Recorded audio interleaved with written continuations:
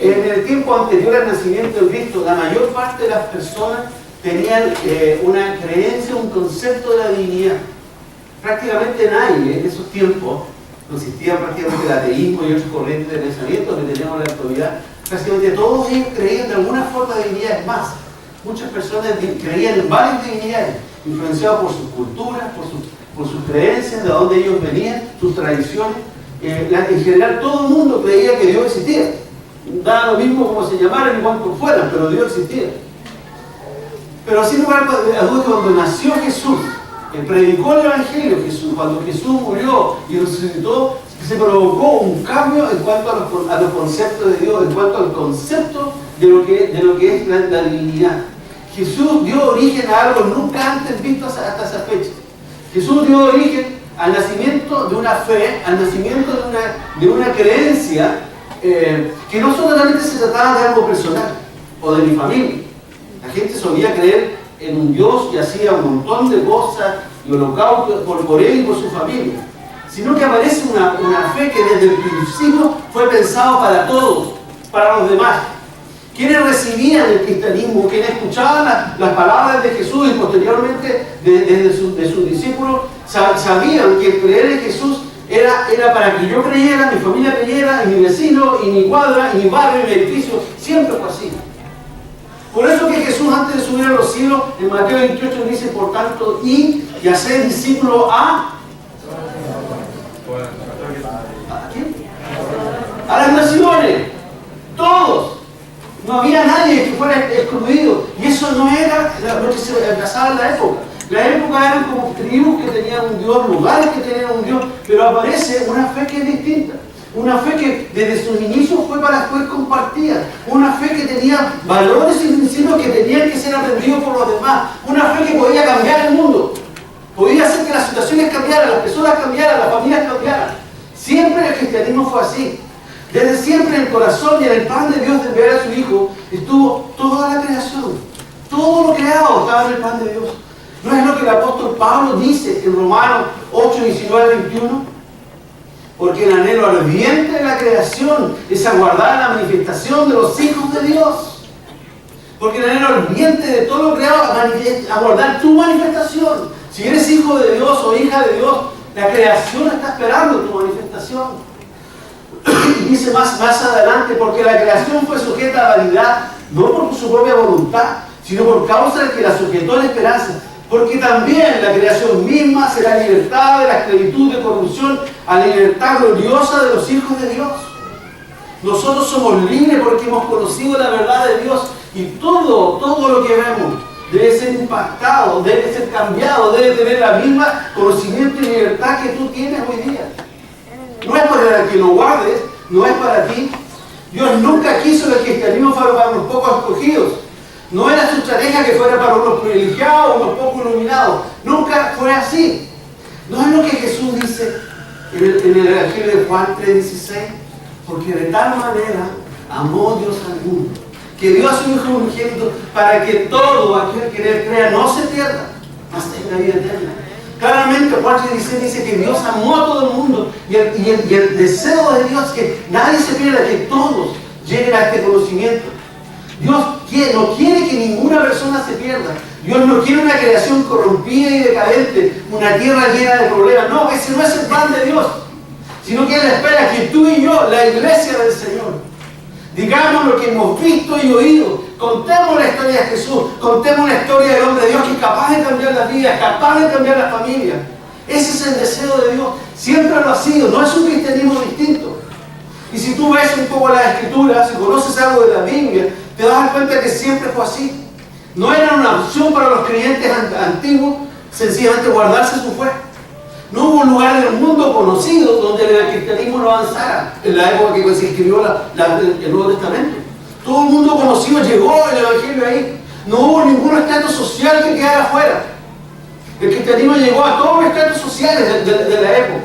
No hubo ningún poder o gobierno donde el Evangelio no fuera predicado. Y es tanto así que la historia nos dice que la máxima autoridad del imperio reinante romano se hizo cristiana. a su manera, pero se hizo cristiano. Es decir, este hombre, lo más poderoso de la época, no de un país, de un imperio, llegó a escuchar el mismo evangelio. Porque los que creían en el cristianismo sabían que tenían que compartir. Para quienes en ese tiempo creían, recibían, aceptaban el mensaje de Jesús, se hacían cristianos, sabían, no tenían ninguna duda que su fe debía ser compartida. Su fe debía ser traspasada, debía ser transmitida. No tenían ninguna duda que esa fe cambiaría la vida de la persona que ellos conocían. No tenían ninguna duda que podían sanar personas, que podían restaurar vidas, liberar personas. No dudaban. Sabían que habían sido llamados a transformar el mundo. Y si tú ves algo de historia, el cristianismo en los primeros años transformó su mundo. Fue la locura. Una locura que aún hay una llama que llega hasta el día de hoy. Pero hoy no es lo mismo. Pero el cristianismo, cuando se inició, el cristianismo que Jesús predicó, estaba destinado a transformar el mundo. Era la esperanza del mundo, de un mundo que ya en esa época tenía problemas. Quienes se hacían discípulos de Cristo no solo creían en las palabras de Cristo, sino que las practicaban, las vivían, las hacían parte, las hacían suyas. Jesús les había dicho: vosotros sois la sal del mundo. Y ellos podían entenderlo muy bien, no tenían problema con el concepto, porque sabían que ellos conservaban todo a través de la sal. Sabían que por la sal las cosas no se iban a descomponer, no se iban a echar a perder. Así que para ellos entender este concepto fue fácil. Ellos sabían que si llevaban el mensaje del Señor, sabían que en el mundo retrocedía la maldad, la perversión que había atrás, el dolor de la humanidad podía quedar atrás, porque sabían que con esa palabra podían cambiar el mundo. Ese es el cristianismo que está en tu Biblia, el que está en mi Biblia. Por eso, muchos, después de los apóstoles que nosotros conocemos, como Pedro y Juan, decían sin ningún problema: no podemos dejar de decir lo que hemos visto y lo que hemos oído. Yo no puedo callar, yo no puedo dejar de decir lo que he visto y oído. Todos lo hacían. Y el mundo empezó a ser trastocado y el cristianismo empezó a crecer rápidamente. Para muchos de ellos, decir lo que habían visto y oído les fue caro. No era un tema que pensemos: que antes era más fácil. Era más difícil, mucho más difícil. ¿Cuántos de nosotros ubicamos a Marcos, el evangelista? Yo no sé si tú sabes que Marcos murió arrastrado en un pueblo de Alejandría, Egipto, en medio de la fiesta del máximo ídolo del lugar. Lo tiraron a una carreta hasta que murió. Así murió el escritor del Evangelio de Marcos. No sé si tú sabías que Santiago, conocido como Jacobo, el hijo de Zebedeo, que lo encuentran muchas veces en las escrituras del Nuevo Testamento, fue decapitado en Jerusalén. Fue decapitado en el 44 por el rey Agripa. Y lo impresionante de la muerte de Jacobo o Santiago es que mientras iba al lugar donde iba a ser decapitado, uno de los quienes lo cuidaban, uno de los guardias, fue tan impactado de ver el valor, la convicción de este hombre, que nunca bajó la cabeza, nunca robó, sino que fue como oveja al matadero a dar su vida por el Señor, que se convirtió en el camino a la ejecución, se convirtió, aceptó al Señor y aceptó ser decapitado junto con Jacobo. Ese era el cristianismo. No era fácil. Era tal vez mucho más difícil que para nosotros. ¿Cuántas veces hemos hablado de Tomás, llamado Dídimo? Muchas veces lo miramos como por abajo, así como era un discípulo de 8 niveles, de poca calidad. La verdad es que Tomás, después de lo que sabemos, que dijo: si no me tienen mi dedo donde estaban los clavos en las llagas, después de eso Tomás fue tan impactado que dedicó su vida a predicar el Evangelio, anduvo por parte también en la India, y fue en la India donde debido a su predicación enojó a los sacerdotes paganos del lugar y murió atravesado por una lanza. ¿Y qué decir de Pablo? Que al regresar de su viaje misionero desde Roma, fue aprendido por orden de Nerón y murió decapitado. ¿Y Santiago? ¿Cuál es Santiago que está acá? No. Es Santiago que aparece en las epístolas, que era el líder de la iglesia de Jerusalén. Era él, no eran los otros. Aparece ahí en el libro de Hechos, era el líder de la iglesia de Jerusalén. Este hombre fue arrojado por más de 100 metros, lo subieron al mismo pináculo donde Jesús fue tentado en el templo. Y lo arrojaban 100 metros abajo. Y al caer, Santiago no murió. Y al ver sus ejecutores que Santiago aún vivía, lo empezaron a golpear hasta matarlo. ¿Y cuántos más? ¿Cuántos murieron en el Coliseo de Roma? ¿Cuántos murieron después en las catacumbas? ¿Cuántos han dado su vida por decir lo que han visto y lo que han oído? Lo que quiero dejar claro esta mañana es que el cristianismo desde siempre fue así. No que tengamos que morir, pero desde siempre tenemos que ir y decir lo que hemos visto y lo que hemos oído. Es innegable que en la actualidad Dios sigue vivo. Dios sigue cambiando vidas. Dios no está muerto. Dios es el mismo ahora por los siglos de los siglos. Malaquías 3 dice, yo Jehová no cambio. Dios no ha cambiado. Pero lo que ha cambiado es el cristianismo. Los cristianos del tiempo presente hemos cambiado. El cambio no está en Dios. Dios sigue siendo el mismo. El cambio está en nosotros. En cómo nosotros vemos el cristianismo. Hoy día la fe cristiana parece ser una fe para mí.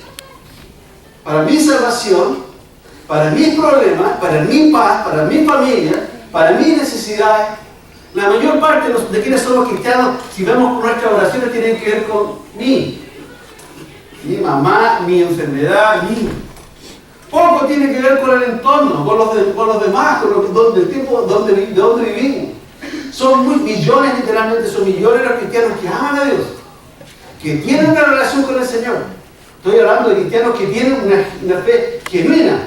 Pero aún dentro de ellos son muy pocos los que entienden que son ellos, cada uno de ellos, los que tienen que contar la historia de un hombre que nació en Nazaret, que caminó por las calles de Palestina y que con su mensaje fue capaz de trastornar las vidas. En su mensaje trajo sanidad, trajo libertad. Muy pocos son los que lo hacen. Quienes hoy conocen al Señor y lo aceptan como el Hijo de Dios, como el Salvador de su vida y hacen suya la fe cristiana, no tienen interiorizado que ser cristiano incluye compartir su fe. Ser cristiano incluye cambiar el mundo. El mundo de la persona con que tú hablas, el mundo de la familia, el mundo del barrio, el mundo de tu ciudad, el mundo de nuestro país. Y el cristianismo está en el corazón de Dios para cambiar el mundo donde nosotros vivimos. Muchas veces no se sabe, ni siquiera se enseña que se debe contar lo que hemos visto y oído. Muchas veces como iglesia somos negligentes, porque damos mucho énfasis a otras áreas del cristianismo y olvidamos decir, ¿y a quién le contaste lo que estás viviendo? ¿A quién le has compartido lo que Dios ha hecho en tu vida? Y quiero hacer la primera pregunta también, ¿y tú lo haces? ¿A quién le estás contando? ¿Quién es Jesús para ti? ¿Cuántas personas que te rodean, en cualquier lugar donde tú estés, saben siquiera que eres cristiano o cristiana? ¿O saben las maravillas que el Señor ha hecho en tu vida? La Biblia, la vida del siglo XXI, con los adelantos y comodidades que tiene, nos ha transformado. Ha apagado la pasión que generaba conocer al Señor. Ha apagado la pasión que significaba tener una nueva vida, ser transformado. Hoy día el cristianismo para muchos se ha convertido en un concepto religioso, conceptos teológicos, y para otros en el Dios muy personal, pero muy personal, a su medida. Pero la verdad que ese no es el cristianismo que está en la Escritura. La vida del siglo XXI ha hecho que la fe cristiana sea irrelevante. Nuestra fe, para muchos es irrelevante. ¿De quién me hablo? De los cristianos. ¿Quiénes son los cristianos? Hasta el punto es irrelevante para muchas personas que los que no son cristianos pocas veces ven en la iglesia del Señor, en ti y en mí, pocas veces ven eso. Ven algo que sea divino, algo que sea distinto. Pocas veces ven poder, pocas veces ven amor, pocas veces ven transformación. Y eso es lo que en esencia es el cristianismo. Jesús le dijo a sus discípulos, vosotros sois la sal de la tierra. Pero si la sal se desvaneciere, ¿con qué será salada? No sirve más para nada, sino para ser echada fuera y hollada por los hombres. Vosotros sois la sal de la tierra. Vosotros sois la sal de la tierra, pero si la sal no se ocupa, no sirve. Es para pisotearla, es para botarla. Pablo le escribió a la iglesia, nos escribió a nosotros, porque nosotros somos colaboradores de Dios. Y vosotros sois la labranza de Dios, edificio de Dios. Porque vosotros sois colaboradores de Dios. Sois la labranza de Dios, sois el edificio de Dios. ¿Sabes quién eres realmente? ¿Sabes quién eres? Te lo quiero decir claro esta mañana. Eres la sal de la tierra. Eres lo mejor que le puede pasar a este planeta.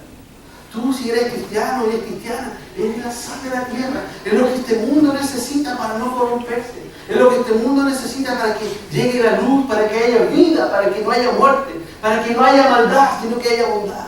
Eres la sal de la tierra. ¿Entiendes quién eres? Eres un colaborador de Dios. A Dios le ha placido hacer su obra aquí en la tierra a través de ti, de mí, a través de Marcelo, a través de Santiago, a través de Carolina. Somos colaboradores de Dios. Quiero que mires a la persona que está a tu lado y dile, tú eres la sal de la tierra, pero díselo con fuerza, con poder. Eres colaborador de Dios. La obra de Dios depende de ti. La obra de Dios depende de ti. Eres colaborador de Dios.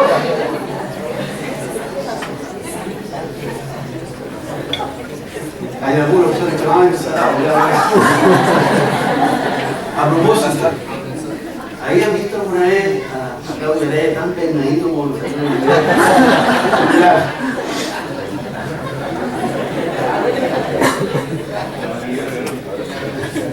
logras ver lo que Dios ha puesto en nosotros, su iglesia.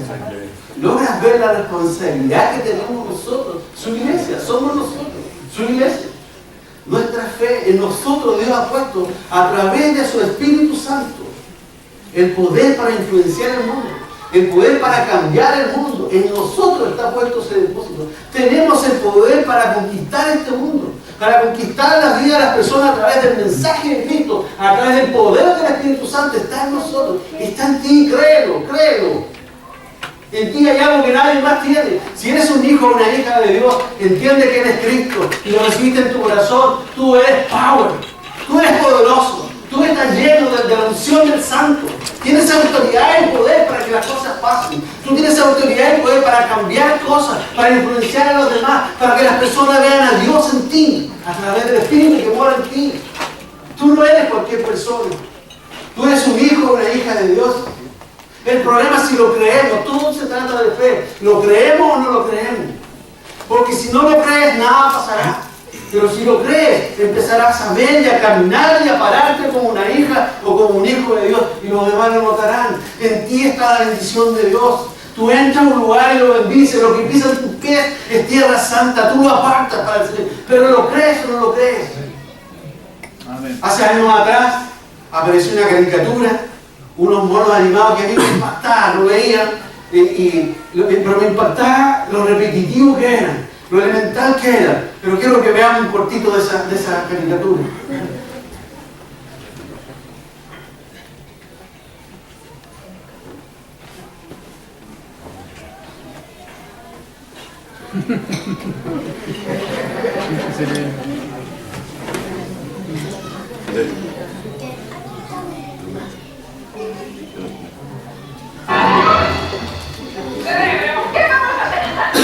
Mismo que hacemos todas las noches, Pequi. Tratar de conquistar el mundo.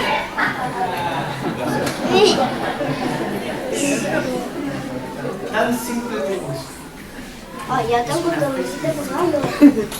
Cuando yo veía este mono, dice, este tipo loca. Tiene una convicción tan grande que me va a llegar. Podrá fracasar, que veía la serie, fracasaba una y otra vez. Pero volvía a levantarse. Yo voy a conquistar el mundo.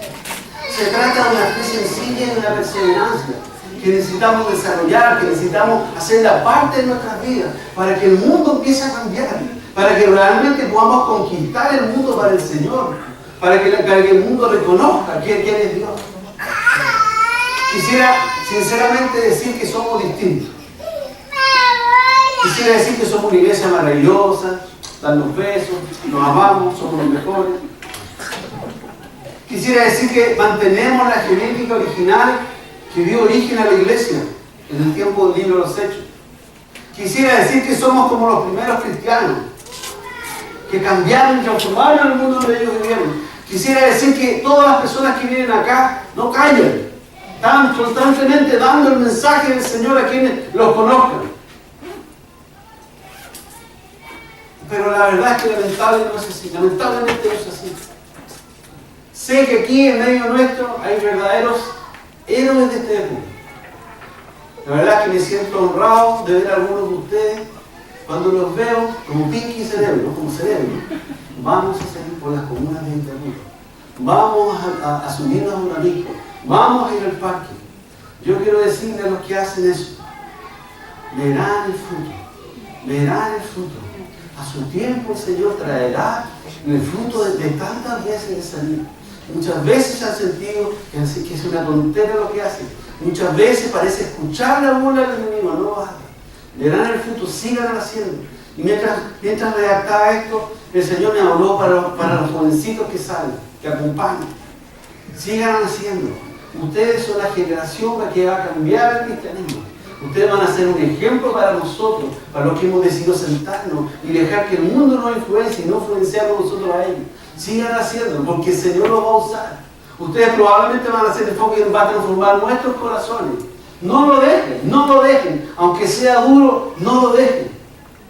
La verdad y la realidad es que la mayor parte de nosotros, sabiendo lo que tenemos que hacer, nos conocemos Mateo 28 de memoria, sabiendo que en nosotros hay testimonios de vida tremendo. Yo he escuchado testimonios de su vida, de lo que he hecho tremendo, que nada más no puedo hacer. Algunos han dejado mucha plata en profesionales de distintas áreas para cambiar, pero tienen un testimonio que vino un día al Señor y tocó su vida. Teniendo eso, no cuentan lo que sucedió. ¿Qué es lo que nos está pasando? ¿Por qué no lo hacemos? ¿Por qué no lo hacemos? ¿Por qué no salimos y decimos lo que pensamos, lo que vivimos, lo que creemos? ¿Qué es lo que nos está atando? ¿Qué es lo que hace que la iglesia del Señor se hace irrelevante? ¿Qué es lo que hace que la iglesia del Señor parece que no existe? Es una iglesia muda, una iglesia ausente, una iglesia no presente en la cultura que estamos viviendo. ¿Qué es lo que nos está afectando tanto? Yo sé que lo que voy a decir es un poco duro para algunas personas, pero he estado orando y preguntándole al Señor, ¿por qué? ¿Qué hace que la iglesia no despierte? Y a veces en la humanidad uno tiene ganas de saborear a las personas. Si despierta, anda a hacer lo que tienes que hacer. Y la verdad es que me impacta darme cuenta de una realidad. ¿Qué es lo que hace que nosotros, sus hijos, somos sus amados hijos, podamos vivir tranquilos viendo morir a las personas que nos rodean por toda la eternidad? Es duro. Pero ¿qué es lo que hace que tú no te inquietas en tu trabajo cuando ves compañeros de trabajo y nunca has intentado llegar a sus corazones?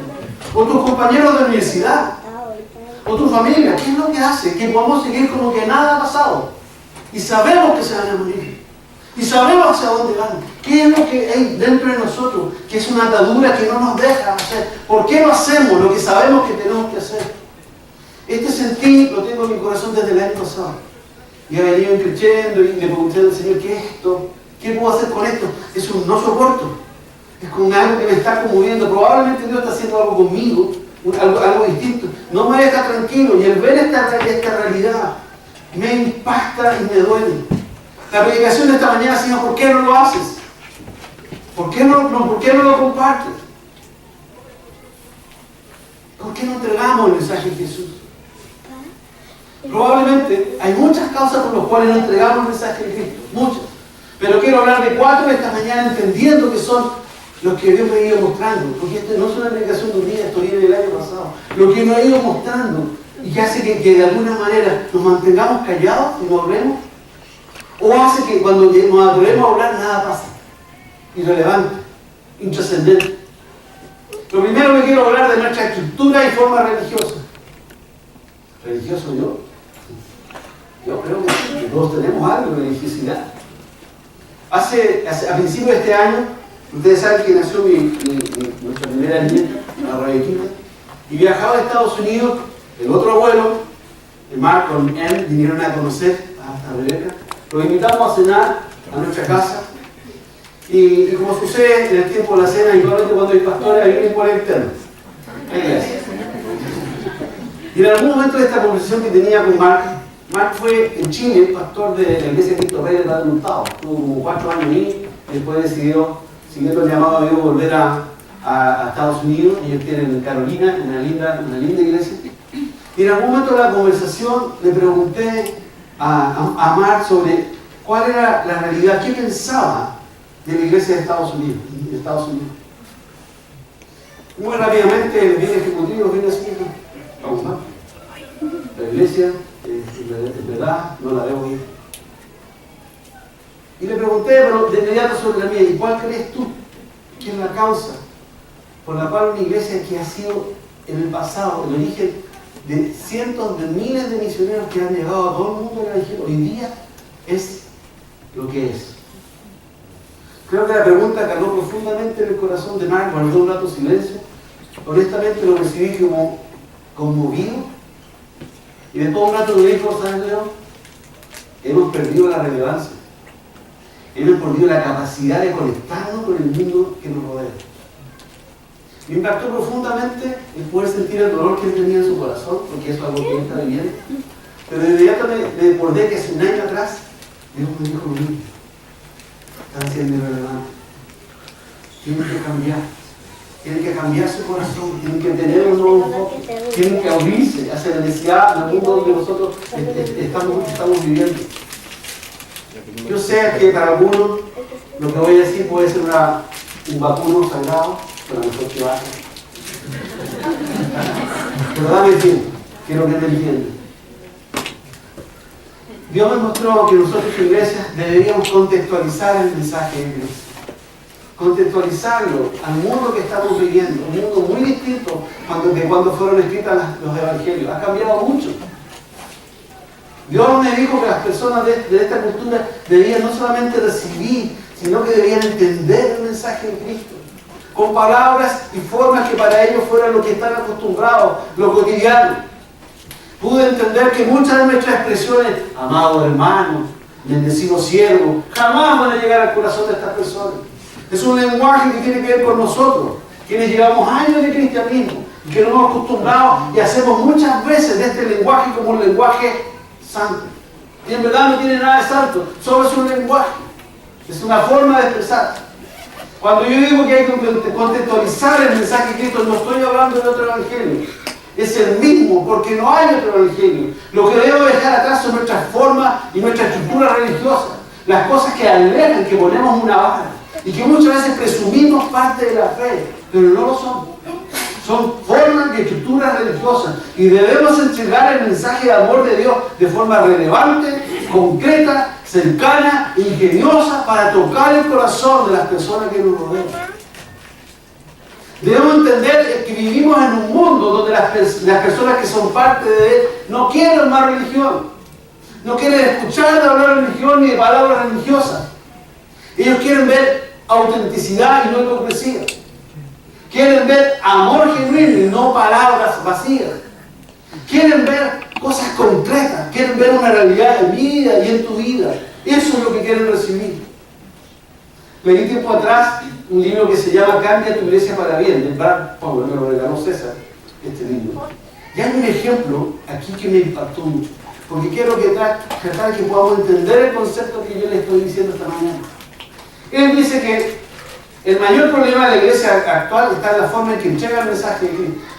La forma en que lo entregamos hace que sencillamente no llegue, sencillamente no sea entendido. Y para poder graficarlo, él toma el ejemplo de un elemento tan antiguo como el ser humano, el agua. Toma el ejemplo de lo que ha sucedido en el tiempo a través de milenios de evolución de la humanidad con el agua. Y dice lo siguiente: en los primeros años de vida de la humanidad, todos los seres humanos, los primeros asentamientos, siempre estuvieron al lado del agua. Al lado de ríos, cascadas, del agua. Quien estaba vivo buscaba y instalaba ahí, ponen ramado, vigueras, carpa, lo que sea, su palito, ahí se instalaba. El agua era tan vital que tenía que colocarse al lado del agua. Y ellos recibían el agua directamente de la fuente natural. Pero pasaron los siglos y fueron evolucionando, y de repente a alguien se le ocurrió que a lo mejor también podían vivir lejos del agua. Y se hacía un río y aparecieron los pozos. Pasaron los años y aparecieron los pozos y ya no dependía, ya no recibía el agua solamente cuando estaba al lado de la fuente natural, sino que podía cavar un pozo y podía, con un recipiente que se le ocurrió crear, sacar agua. Así que ya dejó de ir al lado del río, al lado del lago, al lado de la cascada, para trasladarse al lugar que quisiera. Pero la historia no terminó ahí, porque el ingenio humano que Dios le ha dado al hombre siguió avanzando y con el tiempo creó un invento fabuloso para la época, que cambió la vida de la época. ¿Sabes cómo se llamaba? Una bomba. Y se le ocurrió que ahora el pozo podía ser en cualquier lado, ya la hagamos bien profunda, y ahora inventé una bomba que la meto abajo y saco el agua. Así que el agua fue cada vez más cerca de la casa donde se le ocurrió construir. Pues a los pozos, ahora tenemos la bomba. Y pasaron los años y a alguien se le ocurrió la cañería. Y se le ocurrió que la bomba se podía conectar con la cañería y el agua lo podíamos llevar a la cocina, a los baños. ¿Te puedes imaginar el cambio que significó para la gente de esa época? La bomba, la cañería, todo lo que fue evolucionando para ellos en ese tiempo. Sabemos que la historia no terminó ahí, no terminó en las cañerías, ha seguido cambiando de siglo tras siglo hasta llegar a la época actual. Hoy día todos podemos contar con agua en nuestras casas, en cualquier lugar. Hoy día no tengo que yo preocuparme, hay una empresa que lo hace, o el Estado lo hace. Esa es la historia. El tema está aquí. Hoy el agua se entrega de manera muy distinta al pasado. Ha cambiado en estos años muchas veces. Pero hay algo que no ha cambiado. El agua es la misma. Sigue siendo H2O. Así como el agua necesita un proceso y un soporte para poder ser entregada y suplir eficazmente las necesidades del ser humano, tus necesidades del siglo XXI en forma eficaz, perfecta y oportuna. Así dice este autor, Pablo, así de esa manera, un elemento tan vital como el agua, también podemos hacer con el mensaje de Cristo mucho más vital que el agua. En la forma en que entregamos el mensaje del Señor a la cultura para que pueda recibirlo, hará que efectivamente sirva para el tiempo en que vivimos. Imagínate un edificio. ¿Qué pasaría con el edificio actual si el agua siguiera dependiendo de un río, de una cascada o de un lago? Es exactamente lo mismo. No podemos corromper la verdad de Dios. La verdad de Dios es la verdad de Dios. La palabra de Dios es la palabra de Dios. Pero debemos preservar la doctrina cristiana. Pero no sirve absolutamente de nada si no ayuda, si no impacta, si no se entiende, si no influencia, si no cambia a la gente. Tenemos que cambiar la forma de entregar el mensaje de Jesús que pueda ser entendido por tu compañero de trabajo, por tu compañero de oficina, tu compañero de estudio, por tu vecino, por la gente de tu edificio. Tienes que cambiarlo. Tienes que hablar de un gesto que sea relevante para su vida. Te quiero hacer la segunda pregunta esta mañana. ¿Qué vas a hacer para que quienes te rodean puedan entender quién es el Señor? Quiero que lo pienses. ¿Qué puedo hacer? Esa es la primera causa. Es romper la estructura religiosa. Segundo, el temor al fracaso o al rechazo. Creo que la mayor parte de nosotros los cristianos tenemos temor al ridículo. Y como sabemos que el cristianismo está irrelevante, así lo ven los demás, para nosotros no. Pero de afuera se ve así. Nos da temor pensar, voy a decir, ¿qué le digo a esta persona? ¿Se van a reír de mí? ¿Qué le puedo decir? Quizás con qué escena me va a salir. Constantemente nos vemos afrontados a eso. Sé que muchas veces cuando se sale a un lugar y alguien le dice, anda a hablarle a esa persona, y empieza el debate, anda tú, ando yo, que aquí, que acá, no, tú sabes. ¿O no? Tú eres bonito. Ah, tú eres el pastor, anda tú. Cuando empieza eso, y eso tiene que ver con el temor que nosotros tenemos. Quisiera, y este temor nos ata tanto, que finalmente decidimos no hacerlo. Mejor callo. Me gustaría decirte que esas son, que esas son patrañas. ¿La patraña se entiende la palabra patraña o no entiende? Me gustaría decirte que es mentira, que sencillamente somos tontos haciendo caso a nuestros temores. Pero la verdad es que no es así. La verdad es que efectivamente el mensaje de Cristo no es escuchado por todo el mundo. Si tú pudieras leer en Mateo 13 la parábola del sembrador, encontrarías esta verdad. Jesús dijo que cuando sembramos la semilla del Evangelio, el 25% caerá en corazones que no la recibirán, a la orilla del camino. Después dijo que había un 25% de corazones que caerían en pedregales, que había poca tierra que crecería al principio y después moriría, aplastado. Después siguió en la parábola del sembrador y dice, pero hay un 25% que va a caer entre espinos. Al principio va a crecer cualquier cantidad, pero como crecen los espinos la va a ahogar y finalmente la semilla no va a fructificar. Pero hay un 25%, y aquí está la buena noticia. Hay un 25% que cae en buena tierra. ¿Lo entiendes? ¿Lo viste? Hay un 25%. Hay un 25% de las personas que tú le hablarás de lo que el Señor ha hecho en tu vida, de quién es Jesús, que lo vas a creer. Hay un 25%. Yo no sé si lo entendemos, porque si sencillamente entendiéramos esta palabra, nos dedicaríamos a hablarle a todo el mundo, y sé que ese 25% no va a querer, pero hay un 25% que decir, ¿y quién es Jesús? ¿Por qué no me hablas un poco más de esa persona? Yo quiero conocer a ese Jesús que tú conociste. Yo quiero tener a ese Jesús que tú conociste. Si entendiéramos la parábola del sembrador, no nos daría miedo, no nos dejaríamos engañar, ni estaríamos pensando que nadie nos va a creer, que para qué voy a decir esto, que qué van a decir. Estaríamos pensando que probablemente a lo mejor hay un no. Pero sé que hay un 25% que va a decir sí, yo quiero aceptar al Señor. ¿Hasta cuándo vamos a caer en la trampa? ¿Hasta cuándo vamos a pensar que todos se van a reír? Tienes que entender que aunque sepas que hay un 75% que no recibirá este mensaje, hay un 25% que sí va a fructificar. Tal vez estés pensando, ya lo entendí, pastor, ahora voy a hablar nomás, sí, voy a hacer claro que hay gente que no, y esto sí, y vuelvo a los 25. Y bien, pero la pregunta es, ¿eso todo? ¿Es eso todo lo que vamos a hacer? ¿Perder el miedo porque hay un 25 que me va a decir que sí? No.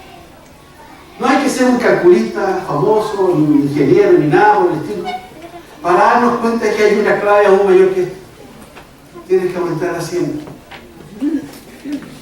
Siempre. Aumenta la siembra, aumenta la forma y el número va a cambiar. Si sigues haciendo lo mismo, tu 25% va a ser igual a 10. Pero si cambias y aumenta, tu 25% puede ser igual a 20, a 30, a 40. ¿No entiendes? ¿No entiendes? No tenemos que tener temor. La tarea no es nuestra, ni cambiar ni convencer a nadie. No es nuestra tarea. Nuestra tarea es ir y sembrar. Deja que Dios haga la tarea. Anda, siembra, comparte y deja que Dios lo haga. En este tiempo en la iglesia estamos haciendo unos gestos muy claros con respecto a eso. Cuando decimos que queremos ser visibles, cuando es el anhelo, piensa tú esta realidad. ¿Quién conoce que estamos aquí? Tú. Y alguien te trajo. ¿Quién conoce que hay una oficina de la Gualcata en el tercer piso? Nadie. Uno de los motivos por los cuales estamos motivando a salir, porque queremos colocar así un letrero que diga: te amamos tal como eres, bienvenido a la Villa de Itacura. Tú ni te imaginas la cantidad de gente que llegó a esta iglesia cuando estábamos en Itacura y estaba ese racimo grande afuera. Esto es una iglesia. Me acuerdo de personas que llegaron a tocar el timbre cuando un día en la tarde y solamente estaba la secretaria y volvían sencillamente porque había un letrero, porque éramos vecinos y tenemos que sembrar de distintas formas. Es una siembra distinta. Si es necesario colocar palmetas, lo que quieras, con tal de aumentar la siembra, tenemos que aumentar la siembra.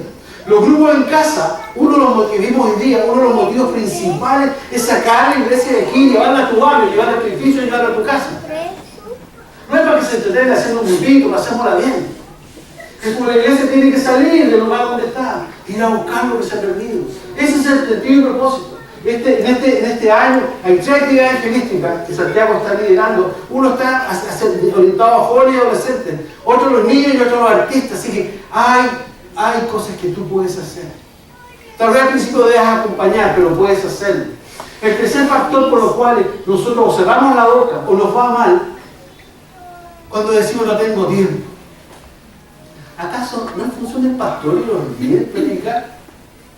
Yo no tengo el don. Y yo trabajo todo el día, estoy cansado. Bueno, y para eso doy el tiempo. No es así. El trabajo en el tiempo de hoy es la esclavitud más grande que vive nuestra sociedad. En el principio, a causa de la desobediencia del hombre, Dios mandó que el hombre debía trabajar para vivir. Pero hoy día, en la cultura que vivimos, el hombre vive para trabajar. Y quiero mencionar 2 tipos de trabajadores. Uno, los obligados. Son innumerables, son millones, literalmente millones los trabajadores en el mundo, entre los cuales hay cristianos que viven largas jornadas de trabajo. A veces, tan agotadores y estresantes que les privan de una vida familiar adecuada. A veces terminan detestando su trabajo. Son los que sueñan con el chavo jefe. O están pensando el día que van a jubilar, como en la tierra prometida, el día que van a jubilar. Voy a dejar de establecer una vez por todas. Lo único propósito es dejar de estar obligados, esclavizados. Vean sus vidas y no ven una alternativa. Ven pasar los años, ven pasar su vida sencillamente cumpliendo un trabajo que muchas veces no aman, detestan. Y están los otros.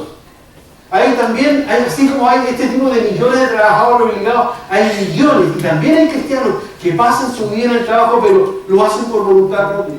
Lo hacen porque quieren tener un mejor auto, trabajan ahora porque quieren una casa más grande, quieren un mejor colegio para mis hijos, quiero tener más dinero en el auto, quiero tener más viajes, porque quieren, trabajan, y la vida también se les pasa. Y lo importante, la vida también queda ahí. Y por supuesto, ambos cristianos no tienen tiempo para las cosas de Dios. Normalmente estos son los cristianos que piensan que el cristianismo es para el día domingo. Yo sé que no hay nadie aquí así que estoy tan libre de poder decir esto. Son los que dicen, sí, el domingo voy a la iglesia. Y son los mismos que piensan que la tarea de predicar, evangelizar y disimular es para los que tienen un llamado de Dios. Y yo no lo tengo. Y se pierde la oportunidad más preciosa de sus vidas, que ahí es donde están, tocar la vida de las personas. Si tú estás en esa situación, quiero invitarte a ver un video. Vamos a ver ese video del trabajo.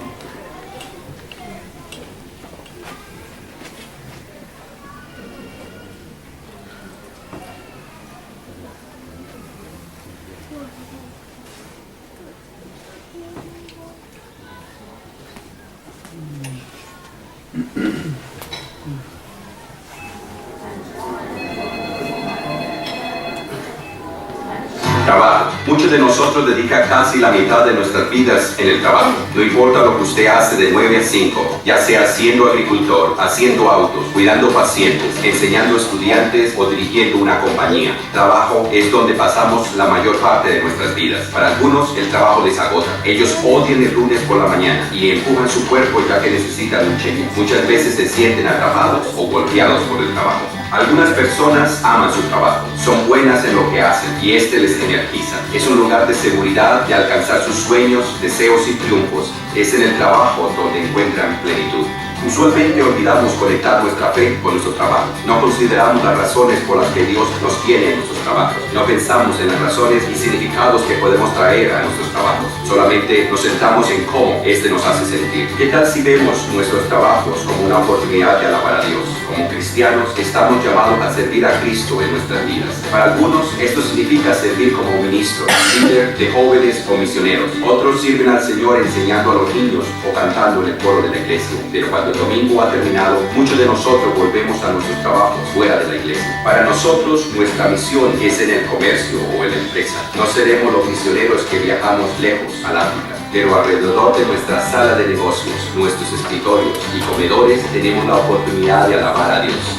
Él nos dio capacidades, Él nos dio pasión, Él nos dio trabajo. Cuando hacemos nuestro trabajo con excelencia, integridad y diligencia, lo hacemos con un acto de adoración. Estamos mostrando la creación de Dios a un mundo no creyente alrededor nuestro. Estamos ganándonos el derecho a ser escuchados. No vemos la división entre domingo y el lunes, entre lo sagrado y lo profano. Hemos sido invitados a una parte del mundo donde misioneros tradicionales y ministros muy pocas veces pueden ver. Tenemos conversaciones con personas que nunca han pisado un pie en la iglesia. Ya sea que el trabajo nos agote o lo amemos, hemos decidido poner nuestra mirada lejos de nosotros mismos y más cerca de la visión que Dios tiene para nosotros. La iglesia no es el único lugar donde adoramos y el domingo no es el único día del calendario que tiene significado. Cada día la misión de Dios nos trae gran gozo. Como los héroes antes de nosotros, hoy podemos ser los modernos Moiséses, Noéses y Pedros, llamados con un propósito. Dios nos ha diseñado, nos ha creado para trabajar y alabar. Para nosotros, trabajar es alabar a Dios. Amén.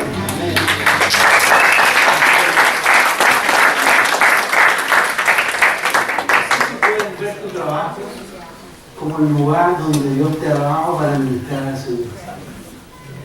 Es tan distinto cuando vemos el trabajo como una bendición de Dios y una constante queja o un constante puntal dinero.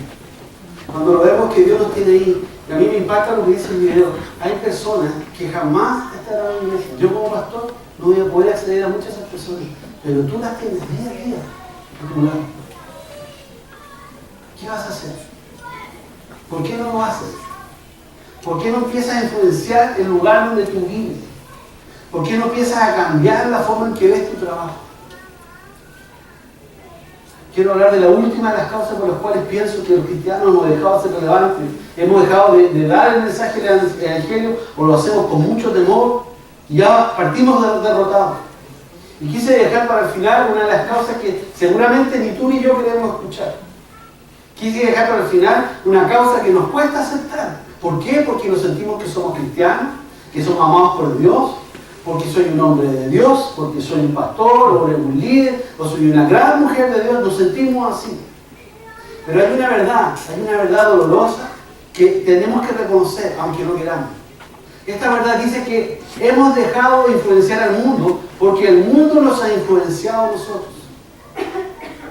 Quiero que escuches de nuevo. Hemos dejado nosotros de influenciar al mundo porque el mundo nos ha influenciado.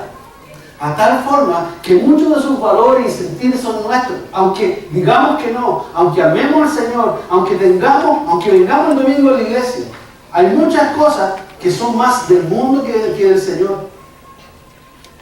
La verdad es que casi sin darnos cuenta, nos hemos dejado influenciar por una sociedad individualista. Nosotros vivimos en una sociedad tremendamente individualista. Nos hemos dejado influenciar por una sociedad del ego. La gente vive en torno a sí mismo. No es el centro de esta sociedad ni Dios, ni las personas, somos nosotros. Yo soy el centro. Y por más que conozcamos de Dios y digamos amarlo y amar lo que Él ama, a pocos cristianos les importa realmente lo que les pasa a las demás personas. Pocos cristianos realmente tienen un interés genuino y real por otra gente que no sea su ámbito regular de relación. Pocos cristianos muestran en sus vidas un fruto de la fe, misericordia, amor y bondad. Aún menos cristianos están dispuestos a sacrificarse por otros. Hace varios años atrás escuché a Hans Guth, uno de los adoradores de la viña, compartir en una de las conferencias que se hacían antiguamente en la viña, un mensaje parecido a este. Pero lo que me impactó fue el ejemplo que él sacó. Él decía lo siguiente: la mayor parte de nosotros, si estuviéramos viajando en un transatlántico, en un tiempo de turismo, de descanso, si de repente quisiéramos acercarnos a la baranda para ver el mar, y de repente observáramos hacia abajo, y viéramos entre las olas del mar encrispadas una pequeña barcaza, haciendo esfuerzos por no zozobrar. Una pequeña barcaza que trata de mantenerse, hay muchas personas adentro, y pareciera ser que se va a hundir. Si viéramos eso entre las olas, sin lugar a duda que empezaríamos a gritar. Sin lugar a duda iríamos a los marineros y diríamos: mira lo que pasa allá, se está ahogando gente. Haríamos cualquier cosa, veníamos de una flotadora en el barco, empezaríamos a arrojarlo, iríamos a darle al lancha, bajemos lancha, haríamos cualquier cosa. Lo que es claro, que de una u otra manera, haríamos cualquier cosa en la que no se ahogara. Hay algo que seguro que no haríamos, nada, haríamos cualquier cosa. Lo paradójico de esto, decía Hans, que esto mismo lo vivimos día a día. Vemos personas que pasan por nuestro lado, personas que sabemos que no tienen a Dios, personas que sabemos que de una otra manera sufren, personas que están buscando a veces sin saber qué es lo que buscan, personas que sabemos a dónde van, personas que sabemos cómo es el lugar donde irán cuando partan de esta tierra. Lo paradójico es que haríamos lo imposible por evitar que esa gente se ahogara en esa barcaza. Y poco o nada hacemos por ver morir espiritualmente a personas que están condenadas por la eternidad. ¿Lo amamos de verdad? ¿Por qué no lo hacemos? Si realmente decimos que amamos a Dios, que amamos a nuestro prójimo, ¿por qué no lo hacemos? ¿Por qué no nos interesa? ¿Por qué callarnos? Mientras anotaba esto, sentí profundamente en mi corazón: mi pueblo necesita arrepentirse. Mi pueblo necesita arrepentirse y cambiar de actitud. Y si ayer esta mañana yo te pido que examines tu corazón, ¿de verdad amas a tu vecino? ¿Te interesa lo que le pasa a la gente de tu edificio, al conserje, al chofer del taxi, a los que nos rodean día a día? Y si hay algo que no está bien, hay que arrepentirse. Esa es la solución. Y el Espíritu de nos llenará de amor. Necesitamos pedirle al Señor: Señor, yo quiero el cristianismo genuino, el que llena de amor mi vida, el que cambia la vida. Quiero terminar diciendo esto: el cristianismo nació para alcanzar a toda la humanidad. El cristianismo nació para ser compartido. Dios es el mismo. Dios no ha cambiado. Sigue siendo exactamente el mismo. Pero a pesar de las claras enseñanzas de Jesús sobre ir y predicar y hacer discípulos, A pesar de las claras enseñanzas que debemos cambiar, influenciar la vida de las personas, las familias, los barrios, las ciudades, su iglesia, nosotros, los cristianos de este tiempo, hemos dejado de transmitir lo que otro nos entregó. Hubo alguien en tu vida que se acercó un día y te contó la historia de Jesús. ¿Por qué no entregar lo mismo que tú recibiste? ¿Por qué no decirle, yo lo conozco, sé quién es? La creación sigue aguardando la manifestación de los hijos de Dios. En el corazón de tu Dios, de tu Padre, sigue esperando que ninguno perezca, que nadie perezca, que ninguno se pierda. Nuestro mundo, tu mundo, es que a pesar de los innegables avances científicos y tecnológicos, padece de graves problemas. Nuestro país padece de graves problemas. América padece de graves problemas. Centroamérica. Hace 2 domingos atrás mencioné el ébola. Hoy día el ébola se está escapando. Fue casi profético. Y empezó un brote terrible y está muriendo gente como no había muerto nunca en el tiempo por el ébola. El mundo está sufriendo. Hay graves males, hay lacras en la sociedad donde vivimos. Y en esto los sociólogos, los políticos, los expertos lo saben y lo han definido claramente, incluso han determinado cuáles son las áreas del mundo donde hay problemas. Y te las quiero decir. No quiero que te vayas de aquí pensando que esto solamente es que viene la palabra, el Señor me habló. Quiero que te vayas de aquí entendiendo que hay cosas que hay que hacer, hay situaciones que cambiar, hay lugares donde tienes que ir. Donde tienes que entregar lo que tienes y todos podemos hacerlo. La lista es esa, es esta. Y te vuelvo a decir, esto no es estudios religiosos, es lo que ven los expertos. Hay un vacío espiritual en la humanidad. Hay una búsqueda incesante por tratar de llenar esta cosa que está acá adentro, que no la puede llenar y solamente tiene la forma de Dios. Las estadísticas lo dicen. 1 millón de personas al año se suicidan. 1 millón de personas al año. ¿Puedes visualizar 1 millón de personas? ¿Cuánta gente es? Al año se suicida. Ese es el problema de salud mundial mayor. Más de la mitad de las muertes violentas son por suicidio en el mundo. 1 millón de personas. Sin contar la cantidad de millones de personas que viven gracias a las pastillas de los tratamientos psiquiátricos. Y ese es el mundo donde vivimos. El otro gran diagnóstico es la pobreza.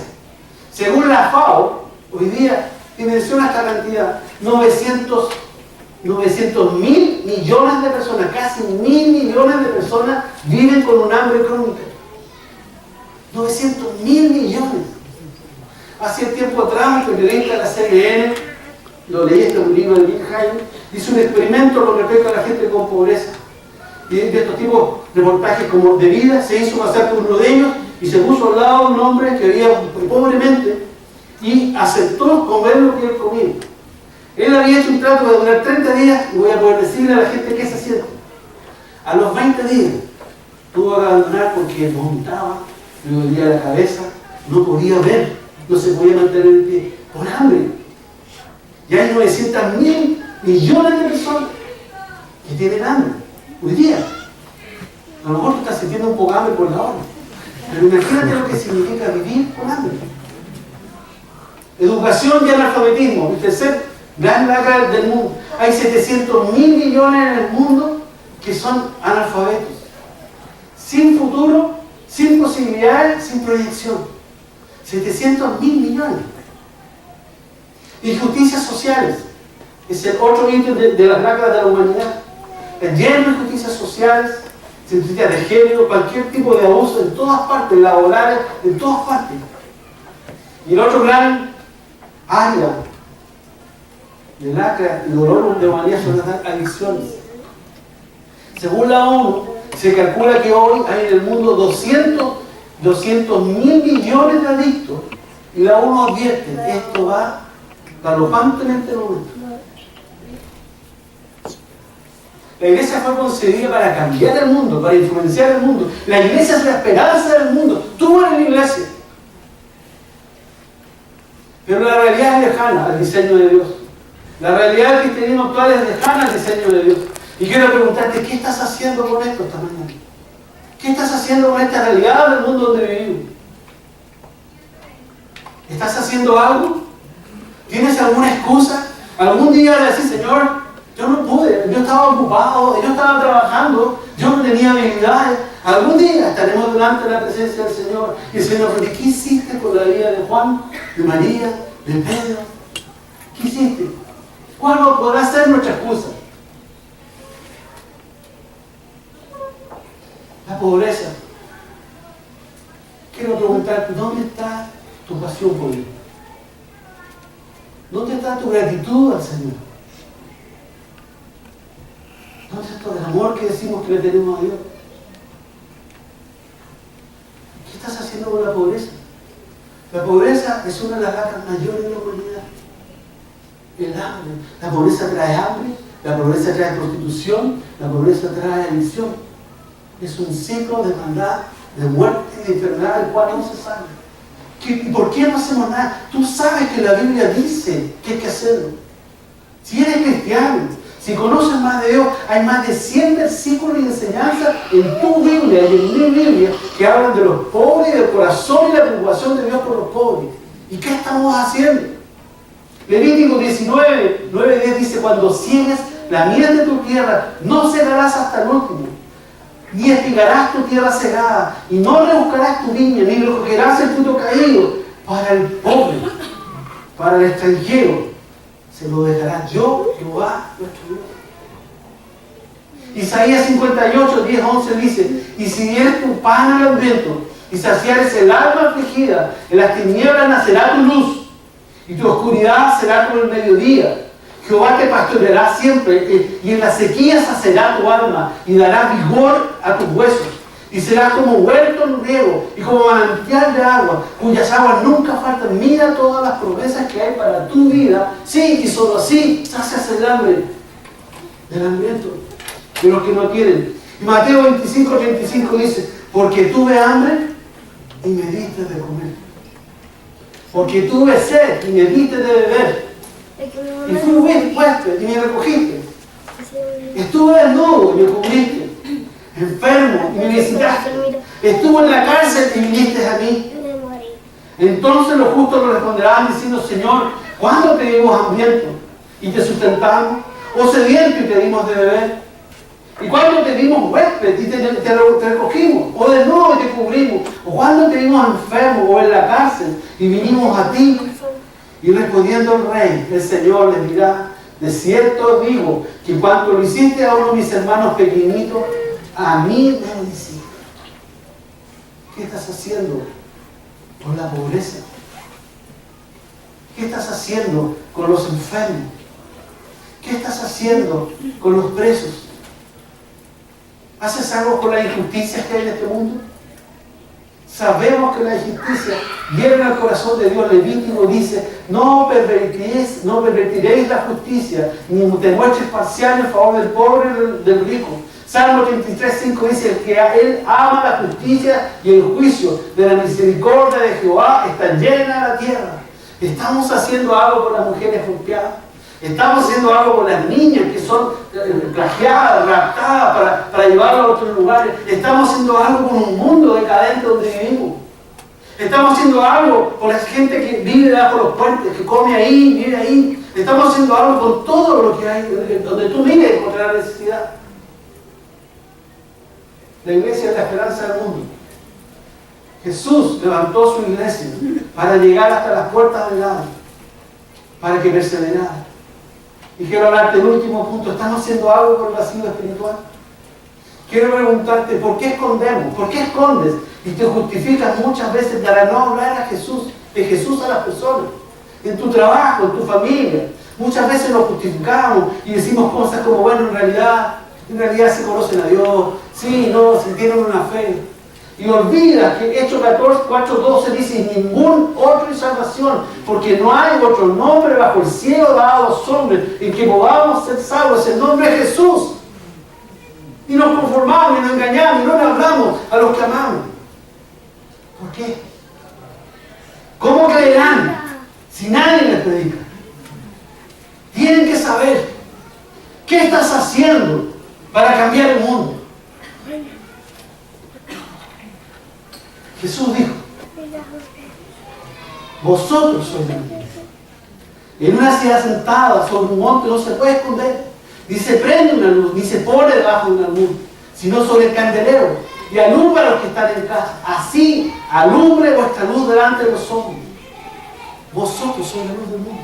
Mira cómo esto alumbra aquí, está oscuro. Prende, por favor. Mira lo que pasa ahora. Ya casi no sirve. Estamos hechos para estar afuera. Tú no estás hecho para estar encerrado en un lugar. Tu rumbo está hecho para que vengas conmigo. Aquí vienes a llenarte, pero vienes a llenarte para salir a alumbrar, para cambiar la vida de los demás, para cambiar el mundo. Hace unos años atrás, antes que fuera pastor, un día leía Isaías 68. Después oí la voz del Señor que decía: ¿a quién enviaré? ¿Y quién irá por nosotros? Entonces le respondí: heme aquí, envíame. Recuerdo cuando leí esto, en el fondo de mi corazón le dije al Señor: Señor, cuando yo entienda que me estás enviando, voy. Por eso estoy aquí. Porque se lo respondí al Señor. ¿Habrá alguien que quiera esta mañana tal vez componer una nueva canción para Dios? ¿Cómo vas a cambiar el mundo? ¿Habrá alguien esta mañana que a lo mejor pueda enseñar a leer a una persona? ¿Habrá alguien esta mañana que a lo mejor diga, tal vez debiéramos crear una institución para los que están sin casa, o un casino comunitario para que vengan a comer los que no tienen comida?